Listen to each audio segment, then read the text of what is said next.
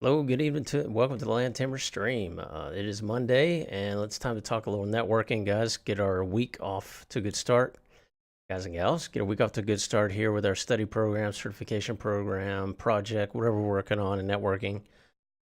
Let's talk about a few things. The agenda for today. Let me pull that up, as well as the chat window. Hey, there's mentors. Hey, good to see you, mentors. Good to have you here.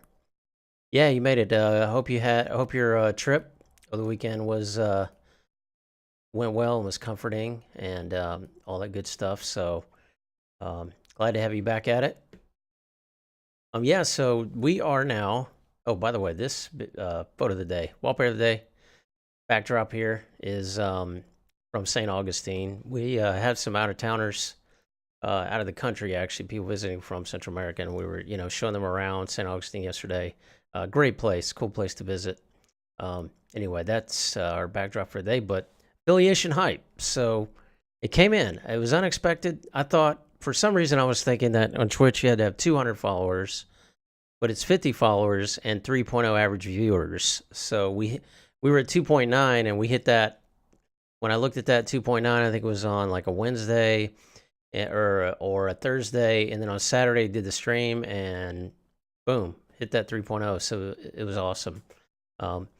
So yeah, I was really excited about that. I was not expecting that to come that early. And of course, the next level on Twitch is partner, which I always try to have. This is part of having certain goals for these different channels and social media means. So the reason I'm excited about affiliation, it's not because, yes, there are ways for a streamer to make money. Someone asked me about that today. What does this mean, becoming a Twitch affiliate? How is that, and what does that mean for, they weren't asking this, but what does that mean for the stream? And yes, it is true. So I'll kind of repeat what we had a little discussion about this on Discord, but yes, it is possible for, a streamer to make revenue off of both Twitch, off of YouTube. I'm sure it's the same with Mixer as well, which is Microsoft's streaming service. I don't know much about Mixer. I streamed on YouTube for quite a while, and they actually raised the floor for someone, when someone can start actually making revenue. Twitch it's a low floor in comparison. So it doesn't mean that you're a major streamer now that you're an affiliate. Bro, man, to get your Twitch partnership. Awesome, appreciate it, mentors. Yeah, mentors have been great support. I've actually already got a sub. My first sub is my longest supporter, and Jim Sam 78. He's not on right now. I don't believe he's got a lot going on right now, and he's really trying to study hard for the lab. He passes written at Cisco Live EU, Barcelona. So anyway, I've been able to meet so many people, but essentially what I want to say about affiliation is, yes, there are ways. If you want to support the stream, that's great. It's not why I'm here. I was explaining to someone today or in Discord, I was explaining that essentially for someone to make money on you as a YouTuber, for example, or as a Twitch streamer, there aren't a lot of people who can do that. That's definitely not why I'm doing it, right? I'm not quitting my day job. There are a lot of streamers who do put in many hours streaming, but they are definitely supporting themselves doing another job. It provides some income for them, maybe. But they're really the number of people who can actually make a living off of streaming, whether that be gaming or it be YouTube videos, etc. It's a very small number. And just to give you an idea, I heard a streamer, a YouTuber. He streams on Twitch and he's a YouTuber, quote unquote. I was watching his stream the other day, and he was saying that basically you have to get like 1 million views on if you put out a video a week and you get 1 million views, you're about at minimum wage. So I don't want to give any ideas, false impressions that I'm celebrating this hype about becoming an affiliate because I'm trying to make money off my viewers. No, that's not the case at all. Yes, so as Mentors is saying, There are things, there might be some small amount of revenue coming in, but I subscribe to other people. Like I subscribe to Dimitri. Like I try to support others as well, and I've supported streamers. I've subscribed to many streamers over the years, and I've donated to streamers over the years.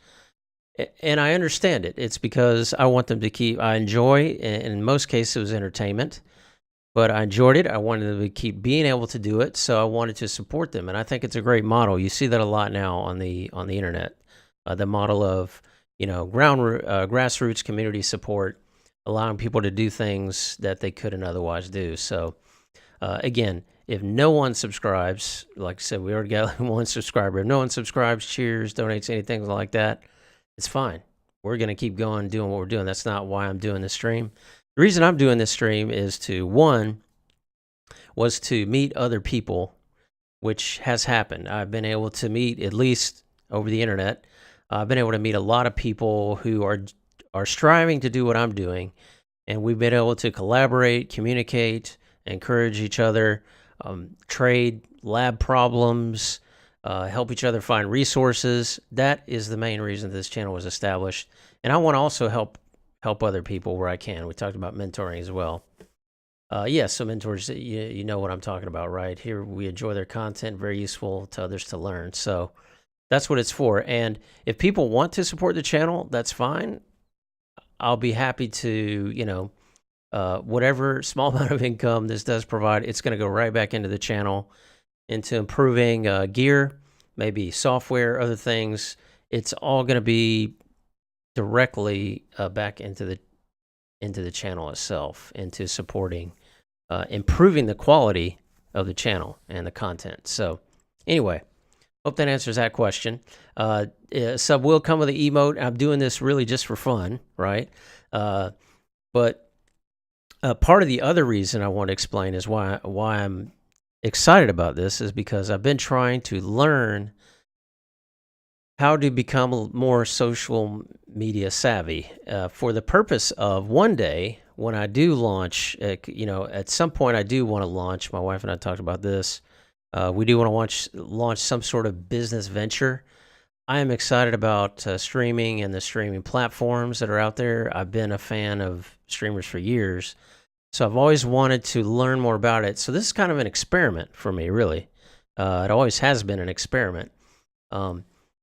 And I have learned a lot, definitely a lot. I've learned a lot about Twitter and Instagram and especially streaming, the gear, editing and Photoshop, logos, branding. There's so many things that I want to do to improve the channel, but that's fine. My main focus is study and labbing, but at some point, all this that I'm learning, I want to be able to use in the future on some endeavor that, I partake that may not even be related to networking at all, okay? But it will definitely be related to social media and some marketing and things like that. So that's why I'm doing it. And my next goal, of course, on Twitch will be partner level, which is you have to have, I think I was looking at the information, it's like 75 average viewers, which probably won't ever happen on a streaming channel about CCIE routing and switching, right? But who knows? Always want to have something to strive for, right? Try to take things to the next level. It's human nature. But I'm really excited about that. So thanks everyone for all your support up until this point, for watching the channel and being here in the chat and everything else. I'm going to come up with an emote. I'm looking for ideas. I want it to be fun. I want to try to have a little fun with it. And so I'm thinking about, I want to do, I don't know, I might find like a crazy expression on my face from one of the videos. They're very particular. I'm learning. I'm going to try to do this myself. Like a lot of the big streamers, they have emote editors. Like they have their own emote editors. That's all those people do, is make emotes for people. Twitch has very strict requirements about the emotes, and but I'm going to try to do it on my own, of course, using Photoshop, and we'll see what we come up with. But if you have any ideas, I'd love to hear them. But tonight it's going to be brief. It was a long weekend, and I got a little bit of time tonight. I want to study. I want to get on some of these topics. Hey, we got a new follower, Ross Tammer. Thank you so much, friend. I appreciate you hanging out here in the channel and showing that support. We want Tamer bandanas, most definitely, and merch. Hey, if you want it, if the multitudes demand it, we have to give it to them, right? I am looking at a bandana design because people told me that they need a way to identify me at Cisco Live. I'm going to be meeting people in Meet Space I've never met before in person. So, yes, I'll probably get a bandana, or something like that. It would be fun. All fun stuff, right? And again, part of the learning process. But great suggestion, mentors. Maybe we'll do a little bandana emote, and I've got to find a bandana because I want to get one with a logo on it for potentially Cisco Live, and I need to get that done soon because Cisco Live is 48 days away. We're in the 40s, folks. Getting a little scary. Speaking of that written study, made some great progress on Saturday on some of these topics. I hit Netflow, some of Netflow. I need to go back over some of that. QoS and EEM. Hopefully some of you were able to benefit from the lab. Hey, we got Redfish is following. All right. We have celebrity in the channel here. Giant of Industry is here with us. Thank you, Redfish. I appreciate that follow. Hope you enjoy the channel. But yeah, we are... I made some good progress on EEM, and I feel I have a much better grasp of that. So I kind of checked those off. And going down the blueprint, I've got to tonight review a little more about Netflow version 5, version 9. I did read some of those differences there. I think information I'll need for the exam. PFR, this has been eluding me. So Boson has had a number of questions about PFR. And I've been getting those wrong. I've never really studied PFR. I did attend, now this is like 4 years ago. Cisco was doing, at the user group, they did, and one of the Cisco reps did an IWAN presentation. And I thought, wow, this is cool stuff, right? This is kind of when SD-WAN was just really getting... was just sort of starting to dominate the discussion, in all the networking media. And Cisco had their IWAN solution, and it was supposed to make PFR much simpler. All right, what material are you using for PFR? The OC books have a total of 10 pages. Most of the config is wrong. Check the errata. Thanks for that heads up. That's actually where I was going to go. As a matter of fact, Tony, I was going to go to... So I've been using this checklist a lot from Jedediah Casey. Not this one, sorry. The one with the link, the blueprint links is what I've got as a bookmark. I've been using this, and of course, a lot of the links have been to the the official certification guide books. That's what I read a lot in this weekend. I did read some Cisco docs. But this one is, which number? What are you looking for? 64E?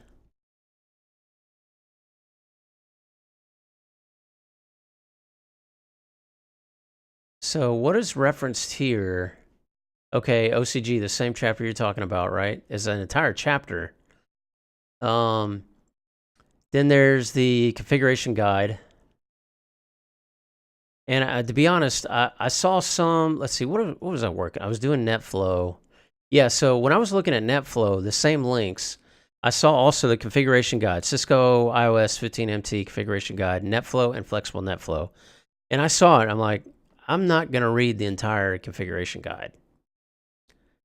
That's not, if that's all I've got, of course I will. I'll skim it, and which I did, and I found pertinent, I'm looking for summary. I'm looking for overview, a few configuration examples.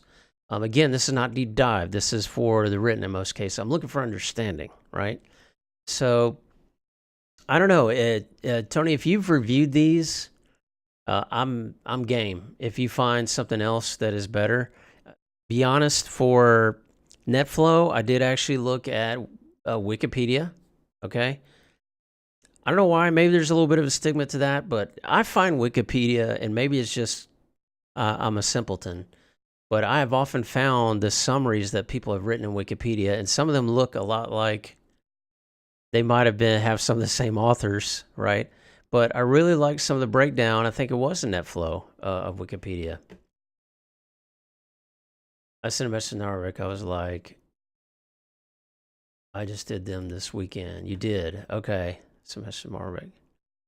Yeah. So I'll bet you he replied that is not one of his chapters. And there was another, after you made that comment, Tony, there was another section I studied.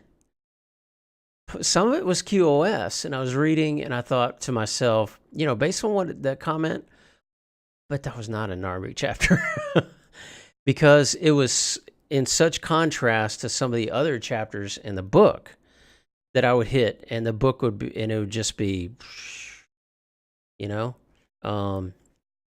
I think, QoS was broken up into a couple areas, and when it got into shaping versus policing, I found that part of the OCG book, it left me more confused, I think, than enlightened, to be honest. And that's when I found the Cisco doc, and that thing that I posted on Twitter is like, wow, whoever wrote this Cisco doc just enlightened me, so that helped a lot. But PFR, yeah. The thing is, this is the thing too with PFR. It seems like the number of times I've been asked in Boson, and again, every day I try to do 5 to 10 questions in Boson if I have time, like right at the end of my lunch break or something like that. And it seems like there have been maybe it's just me, maybe it's just my impression, and the fact that whenever I see them, it leaves a bad taste in my mouth because I haven't studied it, but there seem to be quite a few questions about PFR, yet in the in the blueprint, there's only 3 mentioned here, 3 bullet points. Of course, there's identify, which is just a very basic, and then they have basic load balancing and voice optimization. You would think those are some of the 2 most important pieces of PFR. But I don't know, that for the number of times I've been asked questions, it doesn't seem proportional to the amount of topics that are listed in the blueprint. But that can be deceiving, right? So, yeah, if I find something interesting other than what's in these links, I'll definitely let you know. Here's how I do it. So I go over these links. Yeah. Okay. Good. So you felt the same about the Boson material. All right. So yeah, I felt the same way too. EEM too. It seemed like every time I would sit down, I would get an EEM question or a PFR. And again, maybe that's just some bias, but I'm glad to hear that. I feel better about it. So here's what I do typically. I'll hit a section and I'll think PFR. Okay, I'm going to hit these links. And if I click on a link and get no enlightenment, I say, fine, I'm skipping it. I'm not going to waste my time, I'll read a chapter in the book. I'll say, okay, is this enlightening or is it not enlightening? If it's not enlightening, nope. Okay. And I will keep searching. So I will search in Safari Books Online. I'll just do a generic search. I'll go to Wikipedia. And if that doesn't do it, and that happened with me on the IPv6 tunneling techniques, seems like no search was turning up anything.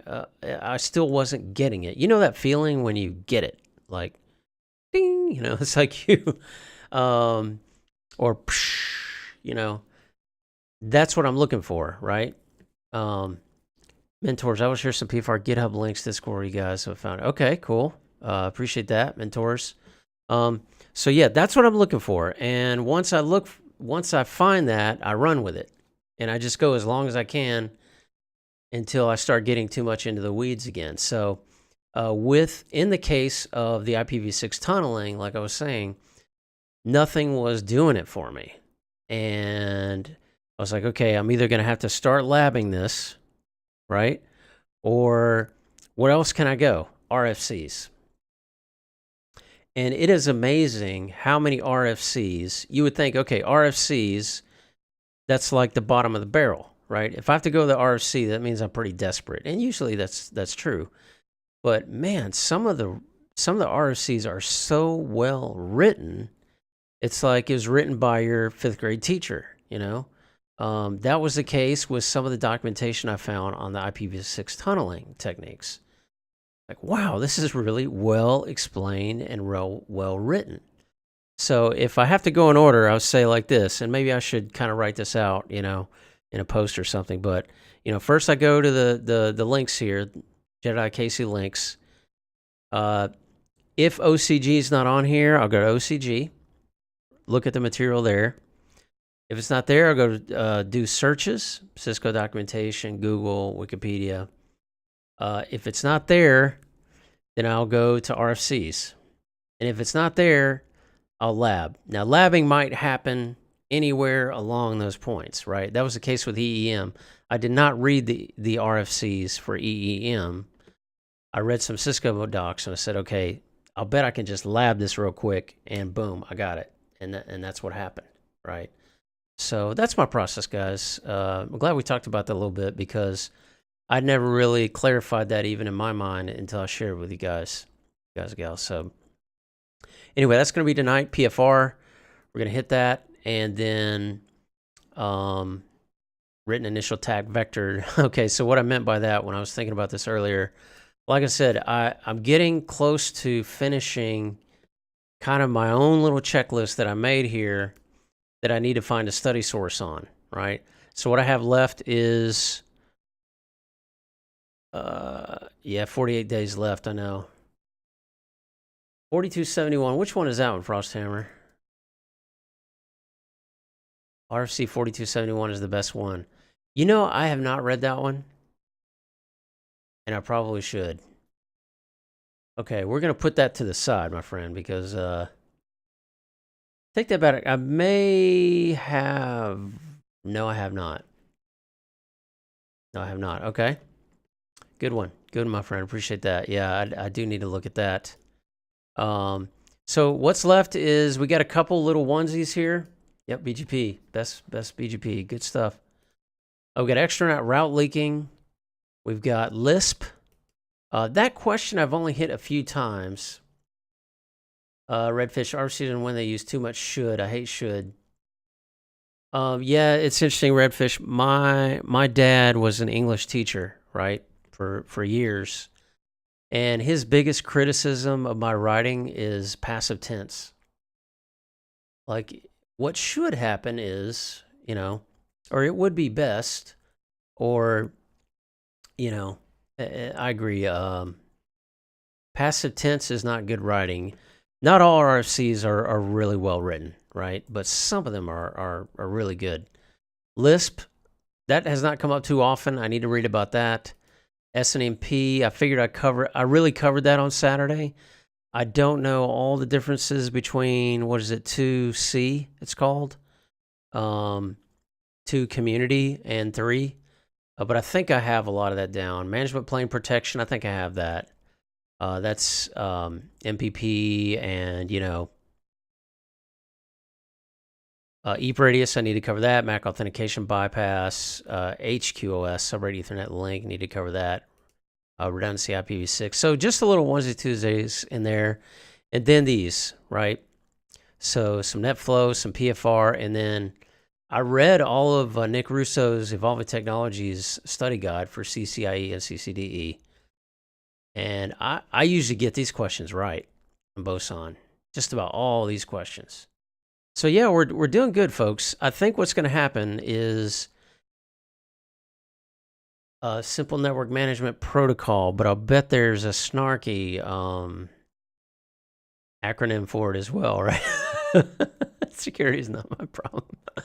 I love it, man. Frostham. I don't think I've actually heard that one before. I may have, but I love it. I love it.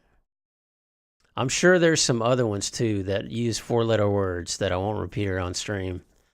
For anybody who's had to work with MIBs and MIB walking and 3618. I like it just for this magic number. 3 times 6 equals 28. What? 3 plus 6 equals lots of possibilities.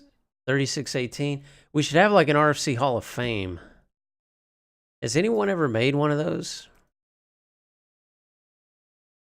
Oh, MSDP. Oh my gosh. I'm definitely weak in that area. I know I'm going to have to lab that. 3 times 6 is okay. Interesting. Yeah, we should have a RFC. My favorite one is the, I don't remember the number, but I've tweeted about it before, where it talks about, you know, the 10 laws of networking, I think. The 10 commandments of networking. I love that one. So anyway, that's what I have left. So what I'm going to do is once I finish, I think I'm going to do it this week. I'm going to wrap up like my first week of just covering all the C's and the study sources. And then I'm going to take, I think what I'll do is I'm going to do a practice exam in Boson this week. So I'm going to do, you know, I'm going to look at, what is it, 140 minutes or 120 minutes, 90 questions. I'm going to do an exam, and then I'm going to check the grade, and then I'm going to come back to this blueprint and reevaluate A through C on all these topics. And the ones that are C's, I'm going to hit them again in depth. And I may even lab those. I'm sorry, Frost Term, hold on. Yeah, we got to fix that, Frost. It's giving you a warning, but that's cool, man. I don't mind you posting links. I'm such a noob at Twitch, guys. I got to learn. What's this one? Scenic? What? What is this? Scenic routing for IPv6. You got to be kidding me. Scenic routing? Oh my gosh. Now this is interesting. Is this what you're talking about, Redfish? The keywords must not, required, shall not, should not, recommended, may, and optional in this document are to be interpreted as described in this RFC. Get your RFC entertainment only on the LAN Tamer stream, folks. We have RFC entertainment every night. Well, not every night, but I don't know what this one is. April Fool's RFC. I've heard of that. Must. This word or terms required shall mean the definition absolutely required. Oh my gosh. So we had to have an RFC defining what words how we would use certain words. What are these modifiers? Adverbs? How we should use adverbs in an RFC. Oh my gosh, this is hilarious. Good stuff. Well, thanks for all the feedback, guys. Appreciate you being here, encouraging me, encouraging each other. And I think I got to share, before I go, I need to share a couple of cool links. This, guys, was fascinating. It's not a long read, all right? I try not to post reads that, like, take a super long amount of time, because I know I don't have time to read right now a lot of long articles. Any other student who's got a date, you know, who's got a countdown going, doesn't have a lot of time to read these articles. But this was cool. And it's about these Hilbert. This is a study that was done by this blogger. You can follow him here on Twitter and RSC. Check him out. I wish I could say his name right now because he deserves a lot of credit. So he did a study of using these Hilbert curves to try to determine scanning, you know, port 23, open ports on the internet, just to kind of do a study and get a sense of which spaces over time that we're now using that we weren't using before, and maybe which spaces could be reused, right? So it was a fascinating, quick read about that. Like he's showing this space, right, that wasn't used before, and now here's how it's used a few years later. So fascinating stuff. Definitely check it out. Very smart person. Ben Jojo. I want to go. Reading this actually makes me want to go back and, you know, I don't do this often, but go back and look at all his other blogs and see some of the other stuff he's written. And then this is really cool feature of GNS3 Toolkit Appliance. I don't fully understand the GNS3 Appliance marketplace and kind of how that works, but someone came up with a Docker, and I'm pretty sure you can do this in EvenG as well. I know you can do Docker in EvenG. But anyway, someone came up with a real simple way to quickly deploy a Docker instance. I love Docker, by the way. I've talked about it here before. I don't know a lot about it, but I've seen a demo, and I think it's wicked cool. David Bombal, did this video about a GNS, a toolkit appliance, basically. Yeah, it looks really slick. I didn't watch the entire video, but I already know kind of how Docker works, and the fact that you can install it inside of the VM and quickly download a bunch of tools is really cool. Time saver.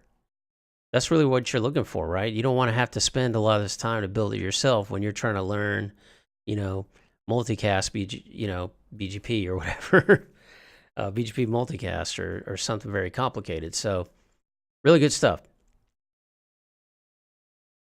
Yes, he does. Definitely. He's like a networking content creator hero of mine in particular. Very high quality stuff. David Bumble is. So thanks for stopping by, guys. We'll be seeing, I know all you guys in the Discord, and happy labbing. Hope you get all the good bits in your labs and in your day-to-day, and appreciate you stopping by. Appreciate the support. I'll see you guys back here tomorrow night in a LAN Tamer stream. Keep at it, folks.